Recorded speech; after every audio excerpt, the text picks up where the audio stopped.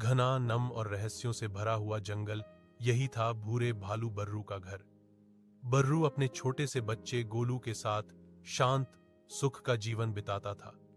गोलू बहुत चंचल था, कभी तितलियों के पीछे भागता, कभी पेड़ों पर चढ़ने की कोशिश करता और कभी अपने पिता की पीठ पर बैठकर हंसता रहता। बर्रू उसे हमेशा अपनी बड़ी, गर्म बाहों में समेट कर रखता। एक दिन सुबह सुबह दोनों खाने की तलाश में नदी किनारे पहुंचे। बर्रू ने गोलू को पास ही रहने को कहा और वह थोड़ी दूरी पर मछलियां पकड़ने लगा। लेकिन गोलू की तो आदत ही अलग थी। चमकीली हरी, टोपी जैसी दिखने वाली एक अजीब सी मशरूम ने उसका ध्यान खींचा।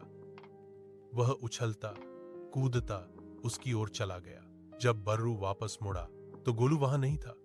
उसकी छोटी छोटी पंजों की छापें दूर तक जाती थीं और फिर अचानक गायब हो जाती थीं। बर्रू का दिल घबरा गया।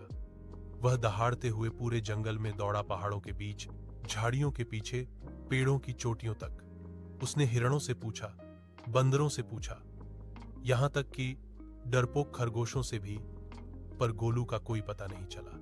रात गहरी होती गई। हवा ठंडी और सन्नाटे से भरी थी। बर्रू एक बड़े पत्थर पर बैठ गया, आंखों में आंसू लिए, पर उम्मीद उसने नहीं छोड़ी। अगले दिन सुबह एक हल्की सी ऊं की आवाज आई।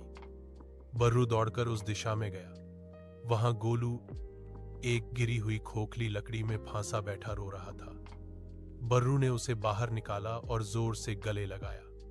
गोलू ने भी पिता की गर्दन पकड़ ली। उस दिन बर्रू ने समझा, जंगल जितना सुंदर है उतना ही खतरनाक भी। और गोलू ने जाना, पिता को कभी अकेला नहीं छोड़ना चाहिए। दोनों फिर साथ साथ घर लौटे, पहले से भी ज्यादा करीब।